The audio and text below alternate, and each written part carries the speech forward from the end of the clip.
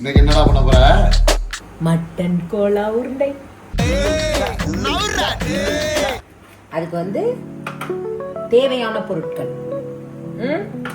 Onion, ஒரு 1 onion, பட்டை, கிராம்பு, ஏலக்காய், ஒரு 1 டீஸ்பூன் பெப்பர், 1/2 டீஸ்பூன் ஜீரகம், 1 டீஸ்பூன் சோம்பு, கருவேப்பிலை, கொஞ்சம் கொத்தமல்லி வாங்க போயிருக்காங்க, வந்ததும் ஆட் பண்ணி அரைச்சிருவேன். ஓ, அரைக்கிறதுக்கே என்ன வரலையா? வரும் இருங்க. இது வந்து 1 டீஸ்பூன் மிளகாத்தூள், 1 டீஸ்பூன் மல்லித்தூள், ஒரு 3 பச்சை மிளகா. ஓகே. இஞ்சி பூண்டு பேஸ்ட் வந்து பேஸ்டா போட்டுக்கலாம், இல்லைன்னா we can add whole, முழுசா கூட மிக்சியில போட்டு கிரைண்ட் பண்ணிக்கணும். தேவையான அளவு உப்பு. இப்போ வந்து நான் வந்து ஒரு 1/2 கிலோ கறியை என்ன பண்ணியிருக்கேன், நல்லா வேக வச்சிருக்கேன். நம்ம வேக வச்சும் கிரைண்ட் பண்ணி போட்டுக்கலாம், இல்லை பச்சையாகவும் மிக்சியில் கிரைண்ட் பண்ணிக்கலாம். நான் வந்து கொஞ்சம் ஹாஃப் குக்டு, பாதி வேக வச்சு எடுத்திருக்கேன். இது வந்து 1/2 கிலோக்கான அளவு சொல்லியிருக்கேன். 1 கிலோனா இதே டபுள் பண்ணிக்கணும். புரியுதா மேம்? புரியுது.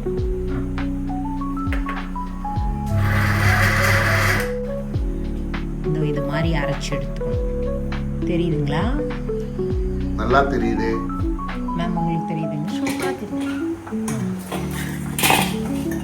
இப்போ வந்து நான் என்ன பண்றேன், இதை தனியா கிரைண்ட் பண்ணி எடுத்து போட்டுட்டேன்னா, இப்போ இது எல்லாத்தையும் ஒரு டேபிள் ஸ்பூன் இல்ல 2 டேபிள் ஸ்பூன் தண்ணி ஊத்தி இதை மைய அரைக்கணும். நைஸா அரைச்சி இதோட சேர்த்து நல்லா பிணைஞ்சு சாப்பிடணும். வறுத்துட்டு சாப்பிடணும். அப்படியே உருட்டி பச்சையா சாப்பிட்டீங்கன்னா குழம்புலையும் போட்டு சாப்பிடலாமே. போயிடுங்க அந்த பக்கம். இதெல்லாம் வராது. கண்டென்ட்காக ஓவரா பேசுறீங்க. இப்போ பாருங்க ma'am, editor ma'am. Good job.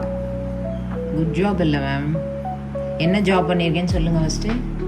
அரைச்சிருக்கீங்க எல்லாத்தையும் போட்டு. நான் ஒரு ஜாமான் மறந்தேன்ல, அதுவும் வந்துச்சு, அதையும் போட்டு அரைச்சிட்டேன். கொத்தமல்லி. யா கொரியாண்டர்.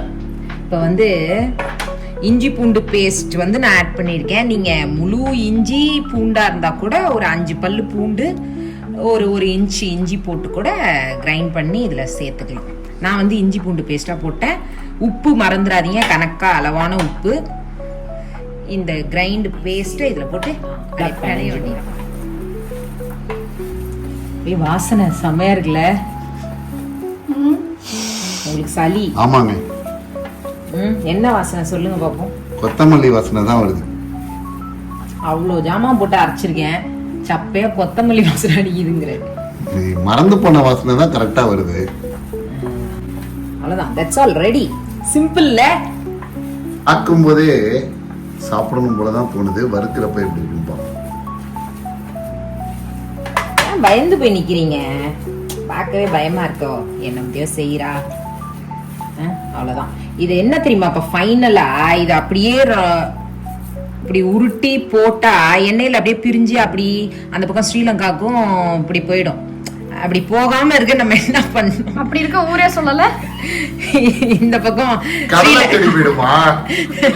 ஸ்ரீலங்காவுக்கும் தமிழ்நாட்டுக்கும் இப்படி பிரிஞ்சிரும். அப்ப என்ன, இப்படி உருட்டி இப்படியே எண்ணெயில போட்டுனா சம்டைம்ஸ் பிரிஞ்சிரும். அப்ப என்ன பண்ணும், பொட்டுக்கல்ல இருக்குல்ல, இது இப்படி 1/2 கிலோனா அதுக்கு ஏத்த மாதிரி பொட்டுக்கல்ல எடுத்து இந்த மாதிரி நல்லா பவுடர் பண்ணி வச்சிருக்கோம். இது வந்து நான் வந்து வெறும் பொட்டுக்கடலை மட்டும் தானா? அது வெறும் பொட்டுக்கல்ல. இது வந்து நான் இப்ப மட்டன்ல பண்ணிருக்கேன். இப்ப சிக்கன்ல பண்றீங்கனாலும் அந்த பொட்டுக்கல்ல வந்து பைண்டிங்க்கு போடலாம். இல்ல இந்த சோயா, இதுல வெஜிடேரியன்ஸ் வந்து சோயால கோலா உருண்டை பண்ணுவாங்க. அப்புறம் நிறைய வெஜிடபிள்ஸ் போட்டு பண்ணுவாங்க. அப்படியுமே ஒரு பைண்டிங் ஏஜென்ட்டா என்ன பண்ணலாம், அந்த பொட்டுக்கல்லையை வந்து நம்ம பவுடர் பண்ணி போட்டுட்டு அதுக்கப்புறம் போட்டு நல்லா உருட்டிட்டு எண்ணெயில போட்டீங்கன்னா உடையாது, பிரியாது. பொட்டுக்கல்ல போட்டு பிணைஞ்சாச்சு. ஜஸ்ட் ஆயில்ல போட்டு ஃப்ரை பண்ண வேண்டியதான்.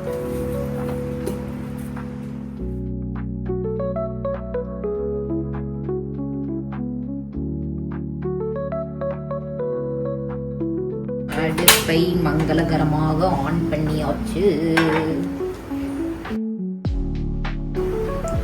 இப்போ வந்து எண்ணெய் ஊற்றி என்ன பண்ண போகிறோம், வறுக்க போடுறோமே. ஆயில் ஊற்றிப்போமா, தேவையான அளவு. காஞ்சிடுச்சா? 1 2 3 4 5. ஒரே நேரத்தில் 10 20 போட்டிங்கன்னா ஒன்னோட ஒன்று ஒட்டிக்கும், எடுக்க முடியாது, பிரிந்து விடும். ஓகே, மீடியம் ஹீட்லேயே வச்சு செய்யணும். ஓகேவா? ஃபுல்லில் வச்சு செஞ்சா கருகிரும், தீஞ்சு போயிடும். இப்போ பாரு, ஒரு பக்கம் நல்லா கோல்டன் ப்ரௌன் ஆயிடுச்சு பார்த்தியா? உள்ளேயும் அப்பதான் நல்லா வேகும். புரிஞ்சுதோ? சுட சுட